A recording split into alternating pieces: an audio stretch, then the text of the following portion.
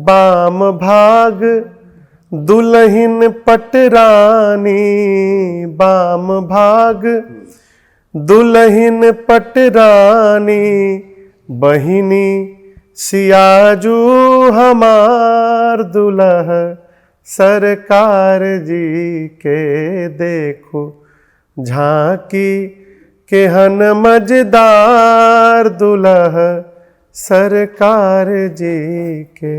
कोई बाबूजी कह रहे थे महाराज जी थोड़ी भोजपुरी वाली गीत कम गाइएगा, तो ये बताइए राम जी विवाह करने गए मिथिला में, तो क्या मिथिला की सखियां गुजराती में गाएंगी? और भोजपुरी जैसी कोई भाषा नहीं है। न्यूयॉर्क में उनकी जो पूरी कम्युनिटी है गायनीज लोगों की, कोई हिंदी नहीं जानता, लेकिन मेरे लगभग 10-10 भजन उनको कंठस्थ है। सीताराम सीताराम सीताराम कहिए, जाहि विधि राखे राम, ताहि विधि रहिए। न बोलने का ढंग आता था, न चलने का ढंग आता था, न बैठने का ढंग आता था। सब बदल गया, सारा व्यवहार बदल गया। जब तक देखिए कुएं का मेढक जब तक कुएं में है तब तक उसी को वही दुनिया दिखाई पड़ती है। वो जब बाहर निकलता है तब उसे पता चलता है हम कहाँ बैठे थे, बाहर क्या स्थिति है। एकादशी के दिन चावल वर्जित है, चावल छूने में भी पाप है, खाना तो बहुत दूर की बात है।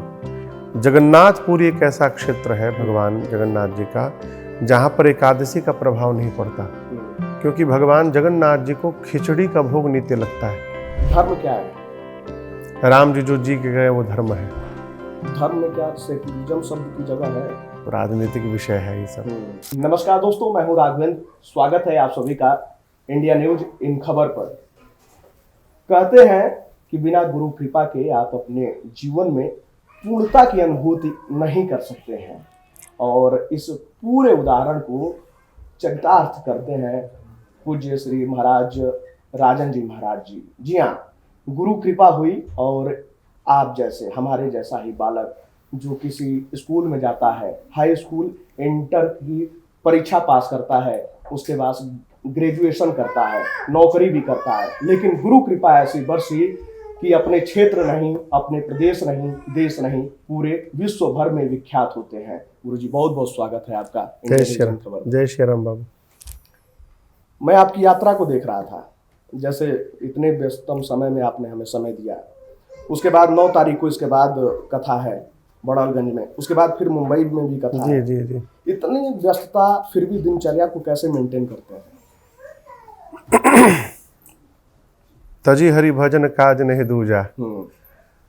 भगवान की कथा को गाना, इसको छोड़कर दूसरा कोई काम ही नहीं है। तो जिस कार्य में आपको आनंद प्राप्त हो रहा हो उसमें समय निकालना नहीं पड़ता, समय अपने आप निकलता जाता है।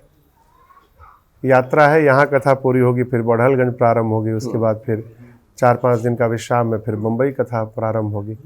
तो 14 वर्ष से तो ऐसे ही चलते आ रहा है, और जब तक रघुनाथ जी की करुणा कृपा रहेगी आगे भी चलता रहेगा। कृपा की बात की है आप, और जो है राम कथा की, ये कृपा कब से बरसनी शुरू हुई? यात्रा की शुरुआत कैसे हुई? यात्रा की शुरुआत तो बाबू मान के चलिए 14-15 वर्ष पहले हुई। 2009 में मैं सब कुछ छोड़ के कलकत्ता से पूज्य महाराज श्री के पास गया, और मैं तो स्वप्न में भी कभी नहीं, दिवा स्वप्न भी नहीं देखा था कि मैं राम कथा गाऊंगा। पूज्य महाराज श्री की प्रेरणा हुई, उनके बार बार कहने पर उन्होंने वो देखा जो मैं नहीं देख पाया कभी, और उनके ही प्रेरणा से मैं इस क्षेत्र में आया और उनके शरण में बैठ करके कथा सुनते सुनते कथा गाने लगा। अच्छा, जो आपका निज निवास है सिवान का पैतृक गांव, वहां से आप कब कोलकाता की तरफ गए? नहीं, मेरा जन्म तो कोलकाता में हुआ है। पूज्य बाबूजी सन 1965 में गए थे कलकत्ता नौकरी के लिए, और फिर वहीं पर नौकरी करने लगे, फिर अपना व्यापार प्रारंभ किए। तो हमारा जन्म ही कलकत्ता में हुआ है, लेकिन कलकत्ता में जन्म होने के बाद भी ये कहीं से नहीं लगेगा कि हम अपनी मातृभूमि से अलग हो चुके हैं। वो भाषा में हो, व्यवहार में हो, खान पान में हो, पहनावे में हो, आज भी हम लोग उतने ही जुड़े हुए हैं अपनी जन्मभूमि से, गांव से, जितना वहाँ रहने वाले लोग जुड़े हुए हैं। तो बाबूजी की यात्रा 1965 में प्रारंभ हुई और हम लोग जन्म भी वहीं पर लिए, शिक्षा दीक्षा पढ़ाई सब कुछ वहीं हुआ। पढ़ाई लिखाई कहाँ से की है? कलकत्ता से। कलकत्ता से। 12 पास करने के बाद हम्म, वहाँ एक कॉलेज है, स्कॉटिश चर्च कॉलेज कलकत्ता में, जिससे ग्रेजुएशन की मैंने साइंस में बीएससी कंप्लीट किया। उसके बाद मुझे डॉक्टरी करनी थी, एक बार परीक्षा भी दिया, परंतु बाबूजी का जो व्यापार था उस व्यापार में आवश्यकता थी मेरी।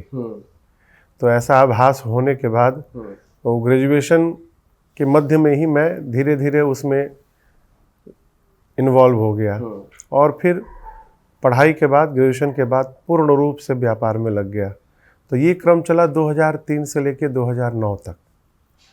फिर 2008 और 2009 के बीच में महाराज की प्रेरणा से लगभग 1 वर्ष लग गए मुझे ये निर्णय लेने में कि क्या जाऊं कि न जाऊं, क्योंकि मेरे लिए ये क्षेत्र पूर्ण रूप से नवीन क्षेत्र था। मुझे कुछ भी जानकारी नहीं थी, कुछ भी कहते हैं ना कि क ख ग घ भी नहीं मालूम।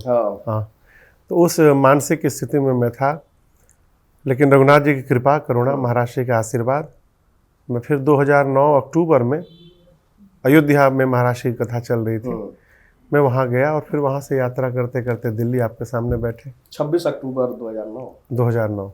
2008 में आपका विवाह हुआ।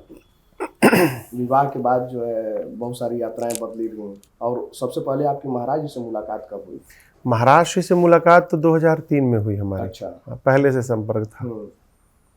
2003 में पहली बार महाराज जी से हम लोग कलकत्ता ही मिले। फिर उतना मिलना जुलना नहीं होता था, कभी कभार फ़ोन पे बात हो गया। फिर 2006 में कलकत्ता में हम लोगों ने पूज्य महाराज श्री के श्रीमुख से राम कथा सुनी। एक आयोजन हुआ, तो उस आयोजन में मैं लगा हुआ था सब प्रकार से। तो उस आयोजन के बाद और निकटता हो गई उनसे।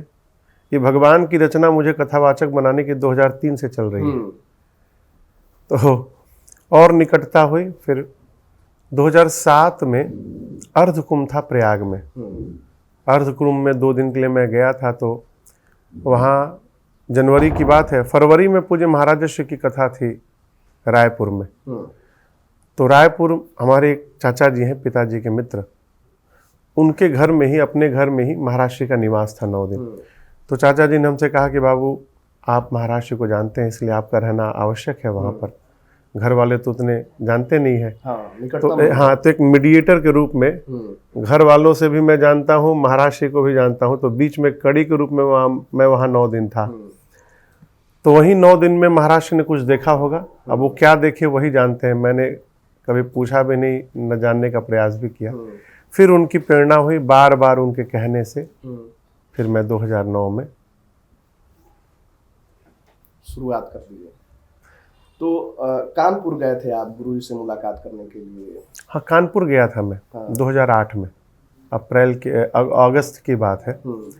तो पहली बार महाराज जी ने वही कहा हमसे, रेलवे स्टेशन पर। ट्रेन लेट थी, मुझे भी याद है, रात के लगभग 9:30 पौने 10 बज रहे थे। ट्रेन में विलम्ब था थोड़ा, तो महाराज जी स्वयं गए थे छोड़ने के लिए स्टेशन पर। तो वही बोले कि बाबू, ये जन्म तुम्हारा लोहा के लिए नहीं हुआ है। मैं तो ब्रेक बनाता था रेलवे का। तुम भगवान की कथा गाओ, माँ की कृपा है तुम्हारे पर। अब महाराज श्री बोले तो मैं प्रत्युत्तर तो दे नहीं सकता हूँ। मैं सुन लिया, मैं सोचा मैं कहाँ कथा गा पाऊँगा, कुछ जानता ही नहीं हूँ। ये 2008 15 अगस्त की बात है, और ये चलता रहा अप्रैल 15 2009 तक। अच्छा। इतने दिन में जब महाराज जी से कभी 10-15 दिन में बात हो तो एक ही प्रश्न करे, कुछ विचार किए हैं? अब मैं निरुत्तर हो जाऊं, मैं कहूं तो कहूं क्या। फिर मैं दोबारा मिला 15 अप्रैल 2009 में रायपुर में महाराज जी से एक कार्यक्रम में।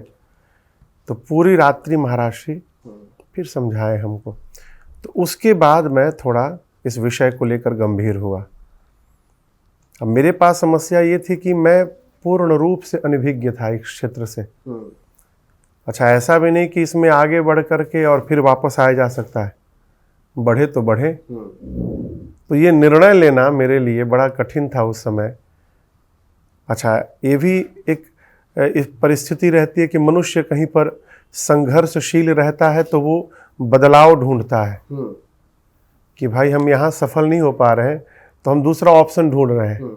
ऐसी भी स्थिति नहीं थी जीवन में, अपना काम व्यापार ठीक चल रहा था। उस समय तक आप फैक्ट्री भी डाल चुके थे? 2003 से। अच्छा। पढ़ाई के बाद ही फैक्ट्री डाल दी हमने। हमारे पूज्य पिताजी के जो मित्र हैं, चाचा जी, हमारे चाचा जी और अपने लोग मिलकर फैक्ट्री डाले। लोहे की फैक्ट्री, आज भी वो फैक्ट्री है। अच्छा। हाँ, रिद्धि सिद्धि आयरन वर्क्स नाम है उसका। तो बड़े भैया जी और मैं 2 लोग मिलकर संभालते थे पूरी फैक्ट्री। अब ऐसी स्थिति थी मेरे लिए, वो मानस में एक कहावत है ना कि क्या करें क्या ना करें। धर्म स्नेह उभय मति घेरी, अब भय गति सांप छछुंदर केरी। तो उसी परिस्थिति में मैं पहुंचा था कि महाराष्ट्र कह रहे हैं तो उधर भी मन हो रहा है जाने का। दूसरा भय लग रहा है कि हमको कुछ तो मालूम ही नहीं है, अगर कुछ ना हुआ तो फिर क्या करूंगा मैं। फिर महाराष्ट्र की एक भोपाल की राम कथा थी। तो उस समय सीडी के जमाने थे। हाँ। सीडी, डीवीडी नहीं, सीडी। तो VCR से एक, हाँ नहीं, वीसीआर से नहीं, वो VCP VCR में कैसेट लगता था। पहले सबसे पहले कॉम्पैक्ट डिस्क आया था सीडी, चक्री। सीडी के बाद उसका एक और वर्जन आया डीवीडी। तो सीडी में केवल 1 घंटे की वीडियो रिकॉर्ड होती थी, डीवीडी में तो 3-4 घंटे की रिकॉर्ड हो जाती थी। तो एक दिन की कथा की 3 सीडी बनती थी। तो भोपाल में महाराष्ट्र की कथा हुई थी, उस पूरे 9 दिन की कथा की सीडीज थी मेरे पास। ठीक है। तो मैं रायपुर से आने के बाद अप्रैल में ये सोचा कि पहले ये देखूं महाराष्ट्री बोलते क्या है। तो शिव विवाह की कथा निकाल करके 3 सीडी 3 घंटे की, और चुपचाप कंप्यूटर रूम में जाके घर में दरवाजा बंद करके मैं सुनना शुरू किया। एक ही दिन की कथा, और एक ही कथा मैं 20 दिन सुना। अच्छा। हाँ, लगातार रोज 3 घंटा सुनता था। अब 20 दिन सुनते सुनते मैं उसको याद कर गया, पूरी कथा याद कर गया। अब क्या करूं? तो घर में हमारे ऊपर सत्संग हॉल है, यहाँ पर हमेशा कुछ ना कुछ बाबूजी करवाते, हाँ करते रहते। तो घर में सब कुछ है, बिछावन है, इंस्ट्रूमेंट है, माइक सेट है, सब कुछ घर में ही है। तो घर में सब लगाए, दरी वरी लगाए, व्यासपीठ लगाए, माइक लगाए, इंस्ट्रूमेंट रखे। विनय छोटे भाई हैं, उनको कहें कि आप हारमोनियम बजाइए। एक बच्चा है, उसको बुला लिए तबले के लिए। हाँ, नीचे से माँ जी, भाभी, बगल की चाची उची को ऑडियंस श्रोता चाहिए ना, उन लोग को बुला के बिठा दिए। अब विनय से कहे कि आप भजन गाओ। तो माँ पूछी क्या होने वाला है, क्योंकि प्रतीक्षा करिए 10 मिनट। गया नीचे, स्नान करके अब पहनूं क्या, तो बाबूजी की धोती निकाला। भाई पैंट, उसमें तो मैं पैंट शर्ट पहनता था, तो पैंट शर्ट पहन के तो कथा कर नहीं सकता हूँ। बाबूजी की धोती निकाला और कुर्ता था मेरे पास, कुर्ता पहना, तिलक करके। रेहल जानते हैं? रेहल, वो लकड़ी का स्टैंड ऐसे खुलने वाला जिस पर पोथी जी रखते हैं, उसको हम लोग रेहल कहते हैं। तो श्री रामचरितमानस जी की एक प्रति रेहल लेके ऊपर पहुंचा। तो ऊपर गया तो सब लोग देख के मुझे हंसने लगे कि ये क्या शुरू कर दिए। तो हम बोले हम कथा गाएंगे, आप लोग बैठिए। फिर कथा उस समय जो रघुनाथ जी की प्रेरणा से जैसे उल्टा पुल्टा जो भी समझ में आया शुरू हुआ। 1.5-2 घंटे बाद पूज्य बाबूजी आ गए फैक्ट्री से। तो अब नीचे आए तो घर में वो माइक में आवाज आ रही है कि सत्संग चल रहा है। अब बाबूजी सोचे हमरे घर में सत्संग चल रहा है, हमको नहीं मालूम, ये कौन महात्मा आ गए। ऊपर आए बाबूजी कम हॉल में। तो अब जैसे मैं देखा बाबूजी को तो मैं आंख बंद कर लिया। अब क्या करूं, अब तो फंसा हुआ हूं। बाबूजी भी आके बैठ गए और उस दिन 4 घंटे मैंने बोला पहली बार कथा भई शिव विवाह की। उतरने के बाद पूज्य बाबूजी को प्रणाम किया। अब बोला बाबूजी अब कथा गानी है मुझे। तो फिर बाबूजी तो हृदय से लगा लिए, बहुत आशीर्वाद दिए। फिर महाराष्ट्र को मैंने फ़ोन किया कि सरकार अब आना है। तो वही 26 अक्टूबर को मैं कलकत्ता से अयोध्या गया था महाराष्ट्र के पास पहली बार। ठीक है। अच्छा, कहा जाता है कि माँ की ममता जो होती है वो बेटा कुछ भी करता है तो उसमें सराहना जरूर आती है। तो उस कथा के बाद माँ की क्या प्रतिक्रिया थी? माँ प्रसन्न थी। देखिए, माँ ही एक ऐसी सत्ता है धरती पर जो हर स्थिति में प्रसन्न रहती है।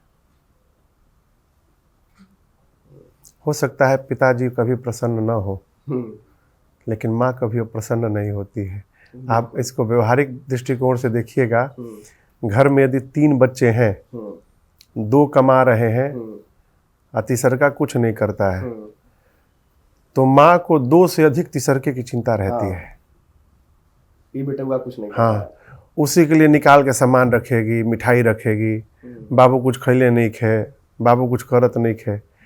तो माँ ही एक ऐसी है और भगवान जो किसी परिस्थिति में रुष्ट नहीं होते हैं, प्रसन्न रहते हैं। आप किसके करीब ज्यादा थे? करीब तो ऐसे नहीं कह सकते, करीब तो पिताजी माँ जी दोनों जी के थे। बाबूजी से डर बहुत लगता था। पिताजी 2019 में नहीं रहे हमारे, लेकिन वो यदि 19 में भी यदि तेज आवाज से बुला देते थे बाबूजी, तो हम तीनों भाई कांप जाते थे। डर लगता था बाबूजी से। ऐसे बातें होती थी, सब कुछ होता था, लेकिन एक भय बना रहता था उनसे, क्योंकि बचपन में बड़ी सेवा मिली है। सेवा समझ रहे हैं ना? हाँ, प्रेम से सेवा मिली है बचपन में। और लेकिन जिस दिन बाबूजी सेवा करते थे ना, मारते थे, वो दिन शाम को खूब दुलार करते थे। हाँ, जिस दिन हम लोग की पिटाई होती थी तो रोना तो निश्चित है कि रोएंगे आधा 1 घंटा, लेकिन रोने के बाद खूब प्रसन्न होते थे। क्यों? ये पक्का रहता था कि शाम को बाबूजी अब लेके जाएंगे बाजार, और घुमाने नहीं, वहाँ एक फिक्स दुकान है, जनता जलपान, मिठाई का दुकान है, तो वहाँ ले जाते थे, डोसा खिलाते थे, फिर से मिल्क केक खिलाते थे, चॉकलेट दिलाते थे। जिस दिन पिटाई होती थी उस दिन रात का कार्यक्रम रहता था ये। अच्छा। हाँ, तो तीनों भाइयों का, या फिर जो है जो पीटा जाता था? पिटने वाले के साथ 1-2 लोग और जा सकते थे। हाँ हाँ हाँ, एक्स्ट्रा बुकिंग। हाँ हाँ हाँ, पिटाई में विनय की पिटाई नहीं हुई है। अच्छा, ना के बराबर। छोटा वाला स्नेह मिला। हाँ हाँ, उनकी पिटाई नहीं हुई है, हमको मिली है, हमसे अधिक भाई साहब को। नहीं, ये तो चलता ही रहता है परिवार में। पिटाई होना भी बड़ा आवश्यक है, क्योंकि जब कोई पीटने वाला नहीं रहता है ना, तब उसका आभास होता है। आज के बदलते समय में लेकिन ये घटता जा रहा है। घटता इसलिए जा रहा है कि सब अपने में व्यस्त है।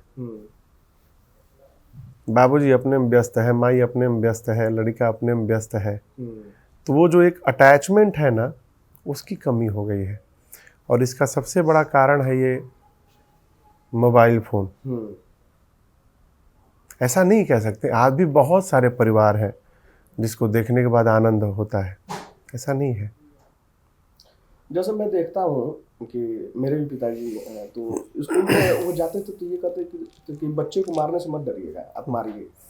और आजकल मैं देखता हूँ कि बच्चे को 2 थप्पड़ भी लग जाता है या रुष्ट भी हो जाते हैं। तेज से बोल नहीं सकते बच्चे को। हाँ, आपके पिताजी तो स्कूल भी गए थे, हमारे बाबूजी आज तक स्कूले नहीं गए। हाँ, हम पूरा ग्रेजुएशन पढ़ लिए। पिताजी हम सलकिया विक्रम विद्यालय में 1ली कक्षा से 12वीं तक पढ़ा, उसके बाद कॉलेज में गया।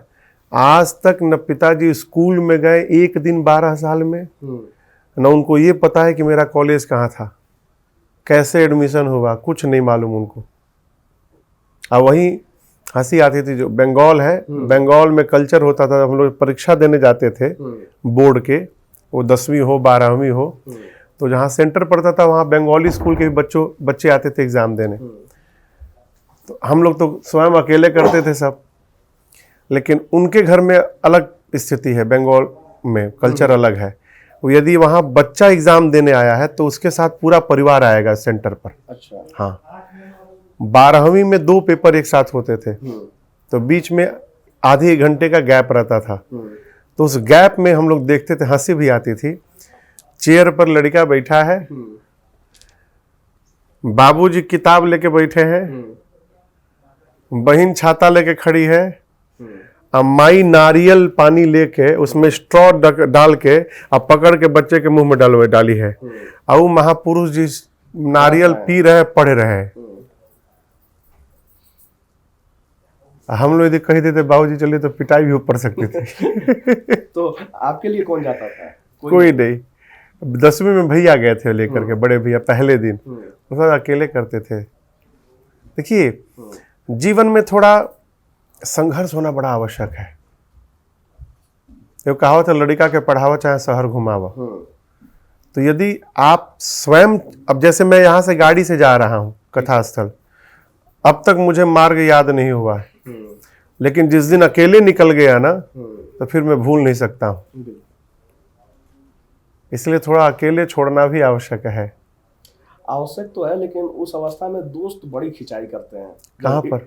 इर्द गिर्द के लोग, जैसे स्कूल में जब आदमी रहता है और इर्द गिर्द के लोग, दोस्तों के पेरेंट्स आ रहे हैं, तो उस समय दोस्त खिंचाई करते थे? नहीं नहीं, ऐसा नहीं, नहीं नहीं। तो कोई दिक्कत नहीं? कोई दिक्कत नहीं है, तो आनंद में, जब आप आनंद में तो कोई कुछ नहीं बिगाड़ सकता आपका। ठीक है, आते हैं आप इधर। जो है 2009 में आप गुरु जी से अयोध्या आए, उसके बाद फिर आप कथा की शुरुआत करते हैं। महाराष्ट्र के पास रहा मैं 1.5-2 साल, साथ में तो अब भी हूँ, लेकिन कथा, पहली कथा मैंने 2011 में की, लगभग 1.5 वर्ष बाद, कलकत्ता में ही बाबूजी चाचा जी मिलकर ही ऑर्गेनाइज किए थे उस कथा को। मुझे महाराज श्री आशीर्वाद देने भी गए थे उसमें। 2011 में 6 से 14 अगस्त श्याम कृष्णा भवन एक है स्थान हावड़ा में, वहाँ पहली राम कथा हुई। उससे पहले आप जो है, जो जिस चाचा जी का आप जिक्र कर रहे हैं, उनके यहाँ भी कथा का? नहीं, चाचा जी एक रूप से बाबूजी के मित्र थे। ठीक है। बिजनेस में मेरे पार्टनर थे। अच्छा। हाँ। उस फैक्ट्री में चाचा जी और मैं, हम दोनों लोग ही पार्टनर थे। तो 2003 से लेकर कहिए 2008 तक मैं 24 घंटे में 15 घंटे उनके साथ रहता था, और उनके साथ मैंने बड़ी दुनिया देखी। उनका नाम है श्री शशिधर सिंह जी। तो जब मैं कथा के लिए निर्णय लिया, तो वो जहाँ रहते थे, परिवार तो उनका रायपुर में रहता है, वहाँ अकेले रहते थे एक फैक्ट्री में। तो बंद फैक्ट्री है, उसमें 2 कमरे थे। एक कमरे में वो रहते थे, खाली पड़ा रहता था।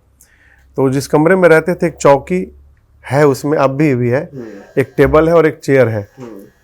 तो हमको चौकी पे बिठा देते थे और अपने चेयर पे बैठ जाते थे, दरवाज़ा बंद कर देते थे, कहते थे सुनाओ।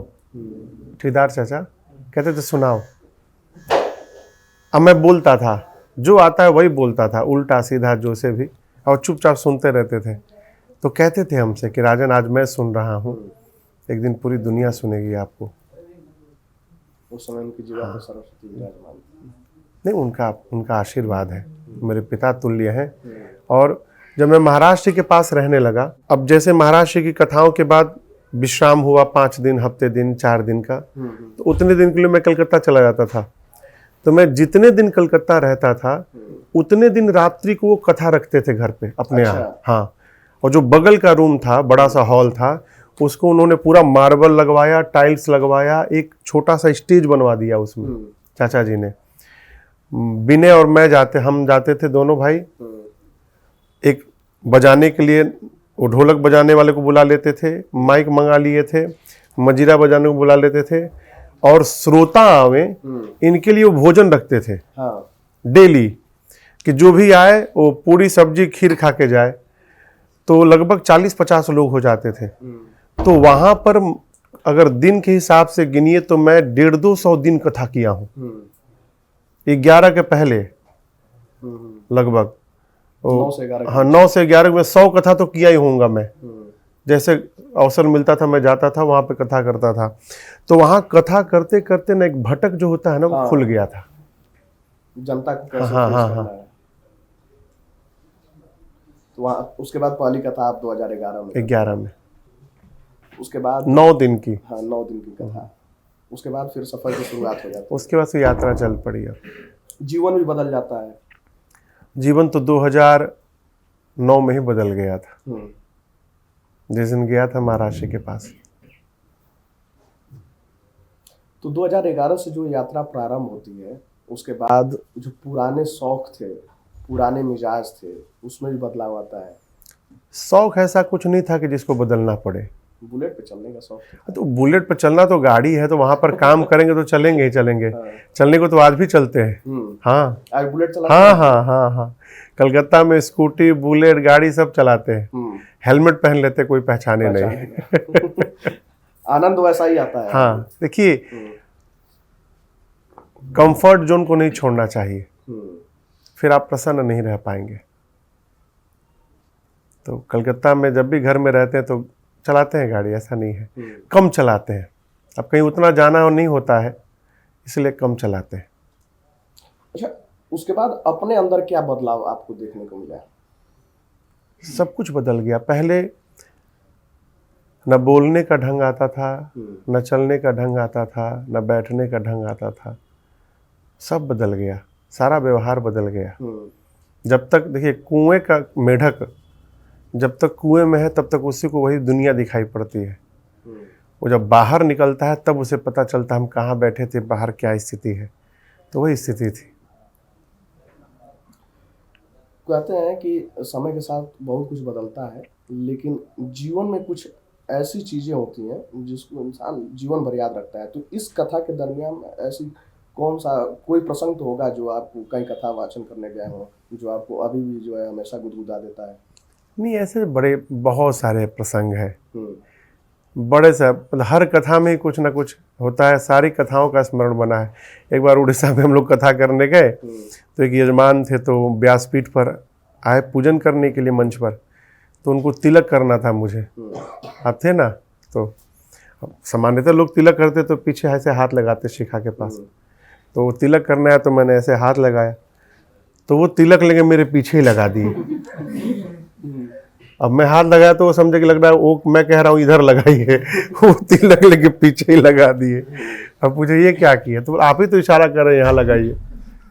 तो ऐसे किस्से बहुत होते हैं, बहुत, हर कथा में कुछ ना कुछ।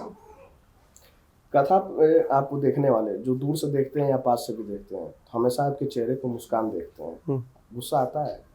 आता है। गुस्सा क्यों नहीं आता है? कथा में 4 बार आगे से गुजर जाइए आप, फिर देखिए गुस्सा।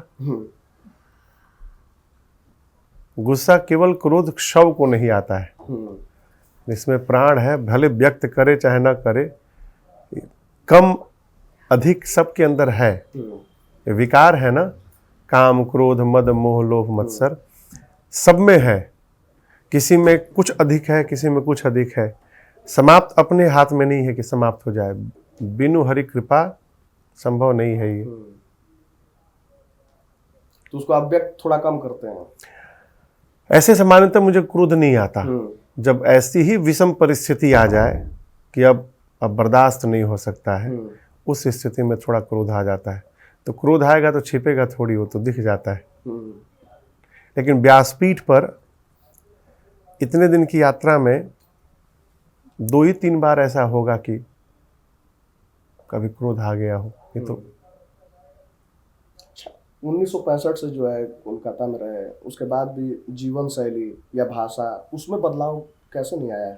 क्योंकि घर में हम लोग अपनी भाषा में ही बात करते हैं। आज भी हम तीनों भाई, जो बहन है, बाबूजी, माँ है, रिश्तेदार लोग हैं, हम लोग आज भी जाते हैं तो अपनी भाषा में ही बात करते हैं। और मैं सबसे कहूँगा कि आपकी जो मातृभाषा है उसका सम्मान करिए, जिस भाषा में आपको जन्म मिला है। हम लोग की सबसे बड़ी कमजोरी क्या है, आप देखिएगा, जब एक बंगाल के रहने वाले बंगाली किसी दूसरे बंगाली से मिलते हैं दुनिया के किसी कोने में, तो बंगाली में बात करेंगे। राजस्थान के मारवाड़ी भाई लोग कहीं मिलते हैं तो मारवाड़ी में बात करते हैं। उड़िया लोग कहीं मिलेंगे, उड़िया से तो उड़िया में बात करेंगे, करो कोची करो कोची। हम लोग की क्या कमजोरी है, हम लोग कहीं मिलते हैं तो अपने को एडवांस बनने के चक्कर में तेरे को मेरे को शुरू कर देते हैं। ये क्या जीवन है? अपने लोग मिले तो कम से कम अपनी भाषा में बात होनी चाहिए। बिल्कुल। तो घर का माहौल भी वही है हमारे। हम्म, अच्छा, गांव से हम लोग अभी भी उसी रूप से जुड़े हुए हैं, तो वो उसका प्रभाव नहीं पड़ने दिए। जैसे हमारे साथ क्या है या हमारे इर्द गिर्द के लोगों का क्या है कि जब घर पे बात करते हैं तो पिताजी या जो भी संपर्की हैं अगर हिंदी में बात करने लगे तो समझ में आ जाता है कि कहीं कुछ गड़बड़ हो गया है, नाराज हैं हाँ या हाँ हाँ हाँ हाँ हाँ और निकलता ही नहीं है हिंदी में बात जो है घर पे। नहीं निकल सकता। उधर से हिंदी में आएगा तो इधर से भोजपुरी जाती हाँ, है। नहीं निकल सकता। वो पूरा माइंड सेटअप है ना एकदम, वो चेहरा देखते भोजपुरी निकलने लगता है। लेकिन आज के बदलते समय में ये भी धीरे धीरे विलुप्त होते जा रहा तो इसके लिए माता पिता की कमी है।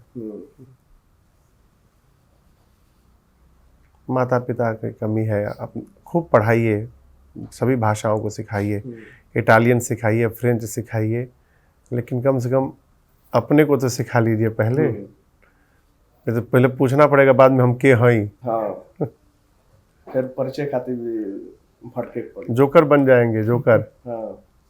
Make your own identity first. आपको अभी तक कितनी भाषाओं का जो है हो गया? समझने को तो बहुत भाषाओं को समझ लेता हूँ।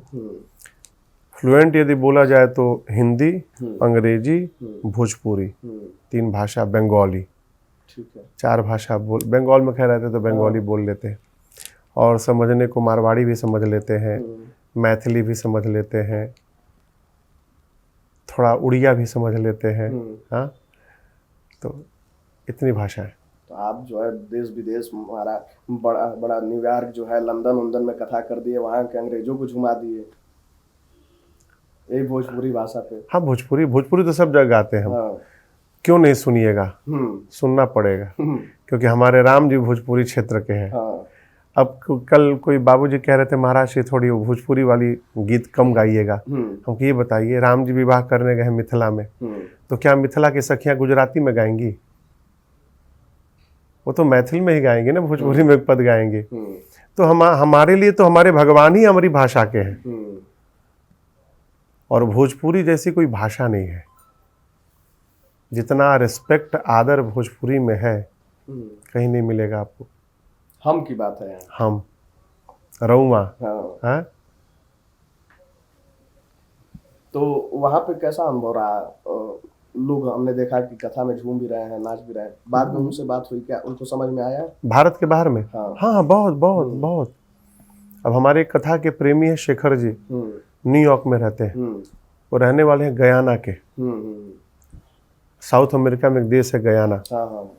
तो वो भजन को सुनते थे, और आश्चर्य की बात आपको बताऊं, हिंदी नहीं आती उन लोगों को। अच्छा।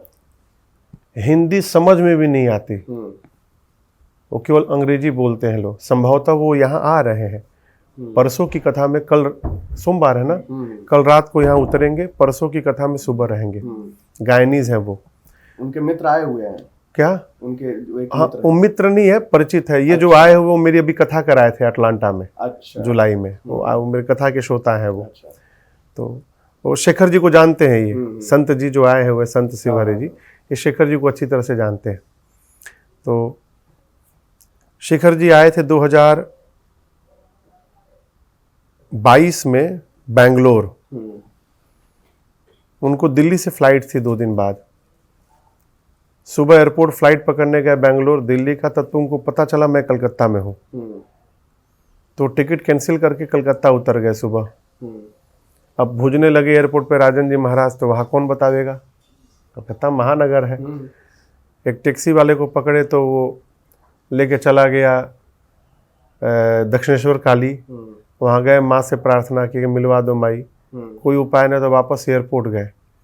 तब तक विनय फ्लाइट से कलकत्ता आ रहे थे, घर उतर के एयरपोर्ट से घर जा रहे थे रास्ते में, तब तक विनय का फ़ोन चालू हुआ। तो इनको पता चल गया कि विनय भी ऑनलाइन है। तो विनय से एड्रेस लिए, एड्रेस लेते लेते, नोट करते करते इनका फ़ोन डिस्चार्ज।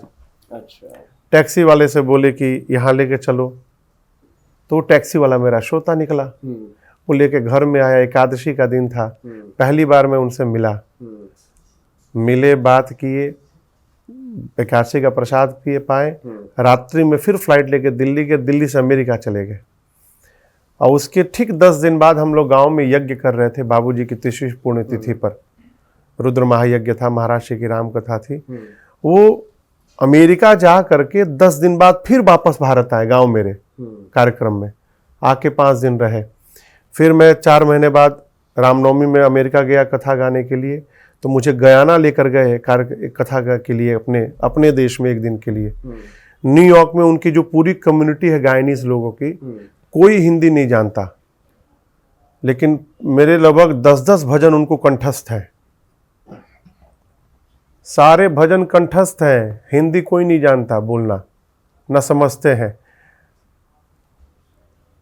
आप सोच सकते हैं न्यूयॉर्क में टेंट लगा के राम कथा हुई है इस बार, अभी सितंबर के महीने में 1 सितंबर को। कथाएं हॉल में होती है, लेकिन उन्होंने ग्राउंड में शेखर जी ने टेंट लगवाया।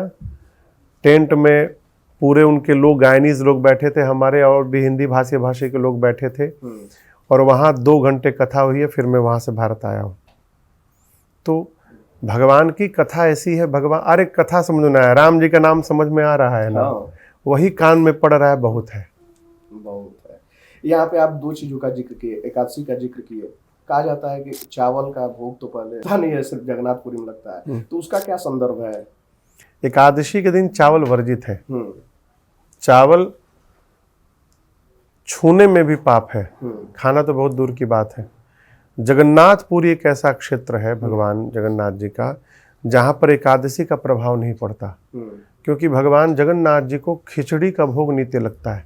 माँ कर्मा उनको खिचड़ी खिलाती थी, तो माँ की खिचड़ी वो आज भी खाते हैं। तो यदि आप भगवान श्री जगन्नाथ जी के क्षेत्र में हैं, तो आप एकादशी को भी चावल पा सकते हैं, कि वहाँ पर दोष नहीं लगता उस क्षेत्र में। लेकिन यदि उसके बाहर है, तो आपको चावल, व्रत नहीं कर रहे हैं तो कम से कम चावल को बचाइए उससे। अभी आप मिथिला की सखियों का जिक्र किए थे, और सखियां जब तक कुछ गुनगुनाए नहीं, कुछ अपने बात ना कहें, तब तक मजा नहीं आएगा। कल से तो गुनगुनाने रहे हैं, आप गुनगुना ही रहे हैं। हाँ, एक पद सुनाता हूँ, एक अंतरा सुनाता हूँ। भगवान बैठे हुए हैं, सखियां हैं चारों ओर से। अब सोचिए जहाँ ठाकुर जी ही दूल्हा बन के चले जाएं, वहाँ क्या सौभाग्य होगा लोगों का। तो सखियां भगवान को देख के कहती हैं, देखो झांकी केहन मजेदार दुल्हा सरकार जी के, देखो झांकी। समझ रहे हैं? केहन मने किधर, कितना, मैथिल है। देखो झांकी केहन मजेदार दुल्हा सरकार जी के, बाम भाग दुल्हिन पटरानी, बाम भाग दुल्हिन पटरानी, बहिनी सियाजू हमार दुल्हा सरकार जी के, देखो झांकी केहन मजेदार दुल्हा सरकार जी के। अच्छा, रामायण की बात आती है तो कई संदर्भ निकल कर सामने आते हैं। वाल्मीकि रामायण का जिक्र होता है, तो वाल्मीकि रामायण में कई कहानियों का ऐसा जिक्र आता है जो रामचरितमानस में नहीं है, चाहे स्वयंवर का ही ले लें, या कई कहानियां ऐसी हैं। तो फिर आदमी के दिमाग में आता है कि कौन सा सही है, क्या संदर्भ है? दोनों सही है। भगवान एक बार अवतार नहीं लिए, कल्प कल्प प्रति प्रभु अवतरी हो। भगवान हर कल्प में अवतार लेते हैं। तो जो वाल्मीकि में कथा है वो किसी और कल्प की है, श्री रामचरितमानस में जो कथा है वो किसी और कल्प की है। अच्छा, धर्म क्या है? राम जी जो जी के गए वो धर्म है। धर्म में क्या सेकुलरिज्म शब्द की जगह है? सब राजनीतिक विषय है ये सब। हाँ। राम जी जो जी कर गए वो धर्म है, और कन्हैया जो बोल कर गए वो धर्म है। अभिमान और अहंकार में क्या अंतर है? पर्यायवाची शब्द है, दोनों एक दूसरे का। तो अभिमान का होना तो सही है। अभिमान सही नहीं है, केवल एक अभिमान सही है। क्या? कि भगवान हमारे स्वामी है, हम उनके दास हैं, ये अभिमान केवल सही है। इसके बाद सारे अभिमान समाप्त कर देंगे। अस अभिमान, सुतीक्षण जी कहते हैं भगवान से, प्रभु अस अभिमान जाय जनि भोरे, मैं सेवक रघुपति पति मोरे। ये अभिमान केवल होना चाहिए कि हम सनातनी हैं, ये अभिमान होना चाहिए कि हम राम कृष्ण महादेव के भक्त हैं, ये अभिमान होना चाहिए कि हम शक्ति की उपासना करते हैं। ये अभिमान सही है। इसके बाद जितने अभिमान हैं वो सब समाप्त कर देंगे। अच्छा, जैसे अभी आपने कहा कि हम महादेव के भक्त हैं, हम भगवान राम के भक्त हैं, तो जैसे ही कोई व्यक्ति ये कहता है तो एक अंतरात्मा में ये विचार आता है कि दूसरे वाले भगवान नाराज हो गए क्या? नहीं, बिल्कुल नहीं, बिल्कुल नहीं, बिल्कुल नहीं। ऐसा नहीं कि एक व्यक्ति मिला हमको, बोला महाराज हमको 6 घंटा लगता है पूजा करने में। तो क्यों? मैं कौन पूजा तू करेला? बोले महाराज जी अब हनुमान जी का चालीसा पढ़ता हूँ तो फिर सोचता कहीं शंकर जी न खिसी आ जाए, फिर शंकर जी का चालीसा पढ़ता हूँ, फिर सोचता हूँ कहीं दुर्गा जी न खिसी आ जाए, तो मैं 2-2.5 घंटा तो चालीसे पढ़ते रह जाता हूँ। तो आप पूजा नहीं कर रहे। देखिए 2 शब्द है, धर्मशीलता और धर्म भीरुता, 2 शब्द हैं। इन दोनों में बड़ा सूक्ष्म अंतर है। हम भगवान को प्रेम करते हैं इसलिए भगवान की पूजा करते हैं, ये धर्मशीलता है। अब पूजा नहीं करेंगे तो कहीं भगवान खिसिया न जाए, इस डर के मारे पूजा कर रहे हैं, ये धर्म भीरुता है। तो धर्मशील होना चाहिए, धर्म भीरु नहीं होना चाहिए। विद्यार्थी का पहला कर्तव्य क्या है? पढ़ाई करना। उसके साथ साथ जो लोग पूजा पाठ या पूजा, अच्छा विद्यार्थी यदि 5 घंटा पूजा करेगा तो पढ़ेगा कब? आप कहिए। विनय परीक्षा देने गए 7वीं कक्षा में, बैठे हैं, खड़े हैं, तो इनके क्लास के इनके मित्र परीक्षा शुरू होने के आधे घंटे बाद पहुंचे। तो टीचर ने पूछा कि इतना विलंब क्यों किए तुम? तो बोले गुरु जी जतरा बना रहा था। समझ रहे हैं ना, मुहूर्त बना रहा था। हम लोग क्या कोई शुभ काम करने जाते तो दही खा के जाते हैं, दिन के हिसाब से। हाँ, नहीं दही सामान्य रूप से।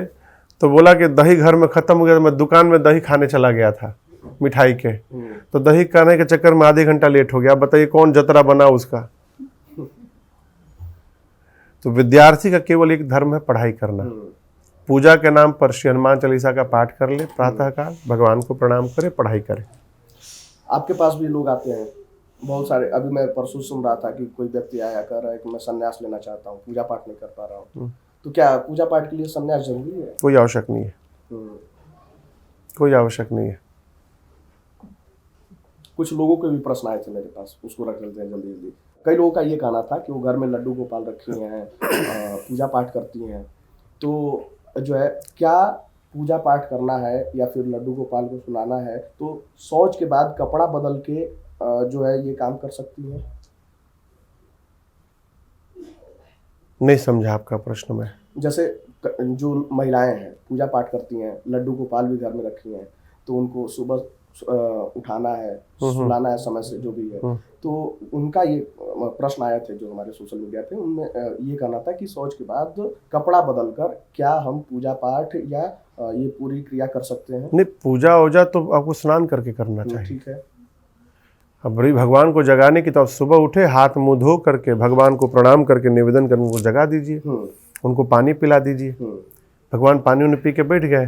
अब आप जाइए, आप भी पानी पी के ब्रश व्रश करके स्नान ध्यान करके तब जाकर सुचिता संपन्न होकर भगवान को स्नान कराइए। ठीक है। और विद्यार्थी लोगों का प्रश्न था कि जो बाहर रहते हैं वो ये सोचते हैं कि पूजा पाठ करना है तो किसकी मूर्ति रखें? जो आपके इष्ट हो, जिसमें आपकी श्रद्धा है, राम कृष्ण हनुमान शंकर, जहाँ मन फ्रिक्वेंसी मिल जाए। सुबह सुबह के भजन की शुरुआत आप ही के जो है आप ही के भजन से होती है, सीताराम सीताराम कहिए।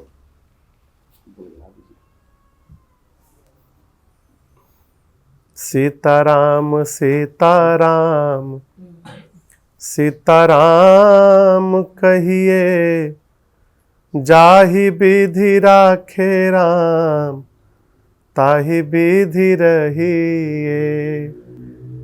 आपकी मुस्कान देखकर फिर मंद मंद मुस्कनिया की भी बात आ जाती है। अब भजन तो लेकिन बहुत भजन है। समय और व्यस्तता के कारण जो है रोकना पड़ेगा, क्योंकि जय जय। गुरु जी से वार्तालाप हो तो ये समय चलता ही रहेगा, लेकिन व्यस्तता के कारण जो है फिर मिलेंगे और इसके बाद की अद्भुत चर्चा एक बार फिर होगी। और लगभग जो है आपके प्रश्नों को हमने रखा, और जो भी और भी प्रश्न है तो उसको आप लोग हमारे साथ साझा कीजिए। और गुरुजी जो है वादा कर रहे हैं ना, फिर जो है समय मिलेगा जो है तो सारे प्रश्नों को रखा जाएगा। और आपने इतने व्यस्तम समय में जो है हमारे लिए समय निकाला, उसके लिए जय श्री राम, जय श्री राम।